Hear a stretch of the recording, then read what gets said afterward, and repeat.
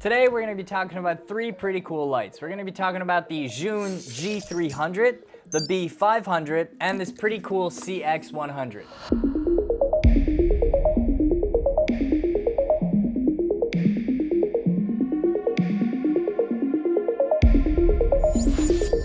So I thought, what better way than to actually bring these lights on set and test them out on an actual project, because I wanted to make sure to really spend the time to test them to give a more honest review to you guys. And if you're looking for a specific light, I'll leave some timestamps down below that you can kind of jump to that specific light. So just to be clear, Zhiyun did contact me and send me these lights to test out and to review and to kind of give my honest opinion on it. However, I'm not being paid by them, so I'm going to give you my honest review on what I think of these lights. And boy, will I really get into a few of these lights, because I don't think they're all perfect, but I think there's a few of them that are really worth buying.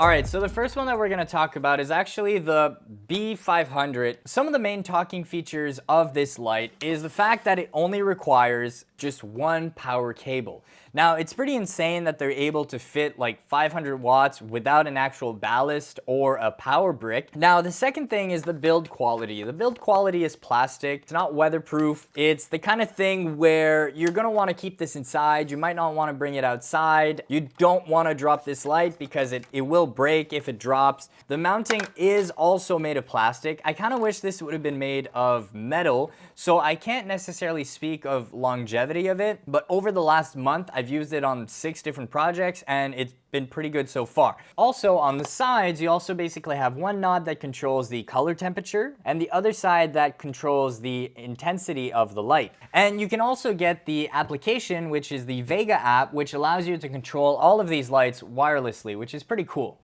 So a few pros that I have for the B500 is actually the build. The fact that it's made out of plastic means that the light is pretty light. It's not that heavy. You can actually really do a lot with this. You can hang it over an actor, you can rig it up in specific spaces.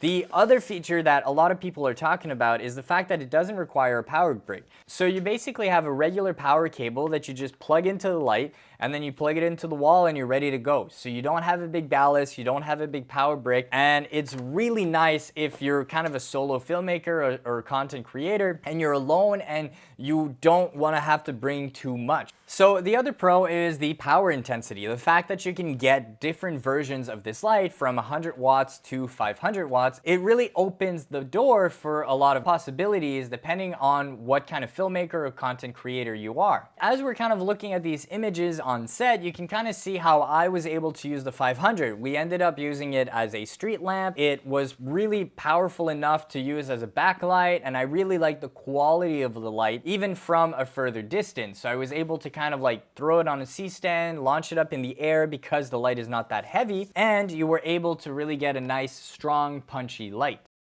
So a few cons for this light.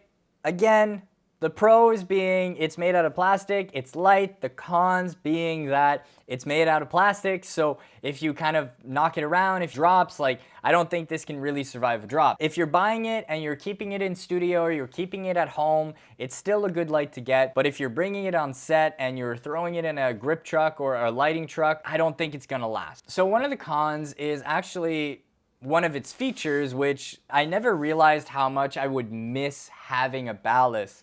And in my specific case, you know, I often work with multiple people on set. There's only like one person that can be connected to the Bluetooth app.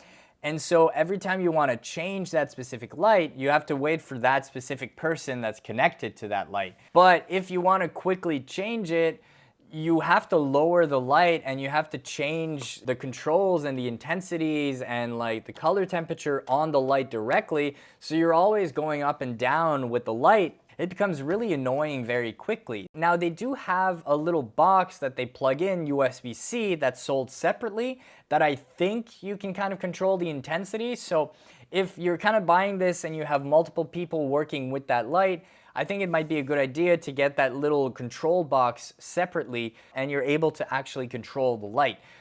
Honestly, besides these problems, as far as a light goes, I think if you're looking for kind of a punchier light that's actually pretty decent, the 500B series is really, really nice.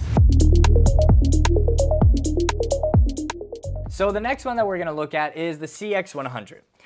Now, this is an interesting light. It doesn't have Bluetooth control. It's kind of a handheld light, but it's not really the kind of light that I would really reach for over, let's say, an Aperture MC. It is significantly brighter. So this light is pretty insane when it comes to brightness. You know, it's 100 watts and it can really output a lot of light.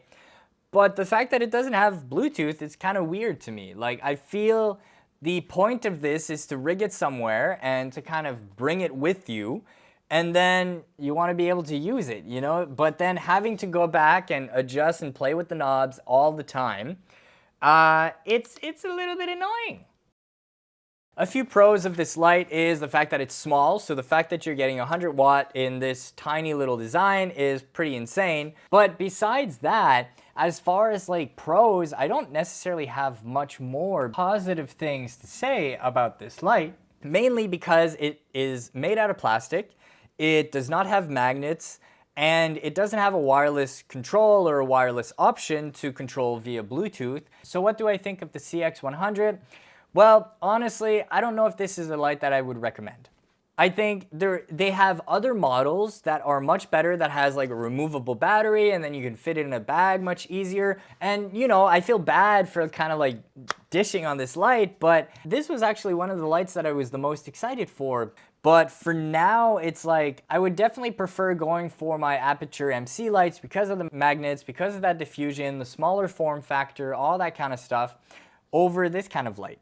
Hey, just a quick little interruption here. If you guys are enjoying this video so far, you should really subscribe to the channel because I have a bunch of other filmmaking tips. I bring you behind the scenes, I make original short films, content, documentaries, all that cool stuff. So if you're a filmmaker, a content creator, definitely subscribe to this channel. I promise you're not gonna regret it. So basically, one decent grade, one, you know, shittier grade, and then for, I think, the best light of this whole group is the G300.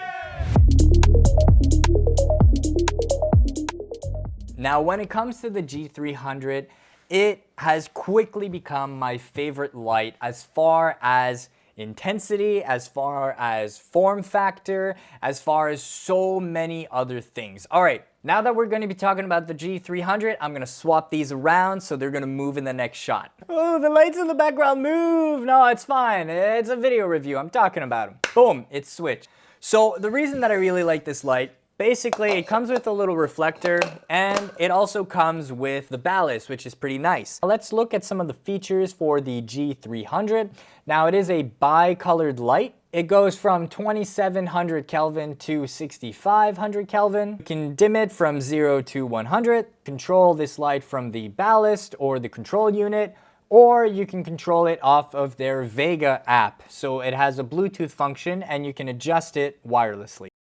Honestly, if you don't already have this light, the G300 is really, really fantastic. I think the build design, it's such a cool looking light. It's such a useful light. There's actually a pretty cool thing. So you have a max feature, which actually gives you an extra output of light, which is a noticeable difference, which is pretty crazy. So then it's outputting more than 300 watts, which is kind of crazy. It has the Bluetooth options where you can control it wirelessly. It has the ballast. It's a really good filmmaking light. Because it's plastic, I kind of would be careful with where I throw this.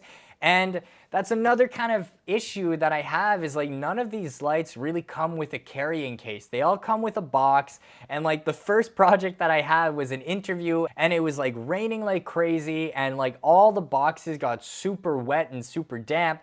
So I really wish Zhiyun would like have included cases because I know with some of their other lights they did include cases. You know, it's not the end of the world, but it is nice to, especially because they're plastic, you want to kind of keep them safe and you don't want to throw them around too much. So in a cardboard box, it's eventually going to break. So I just wish they would have included it in a box, but you know, it's not the end of the world.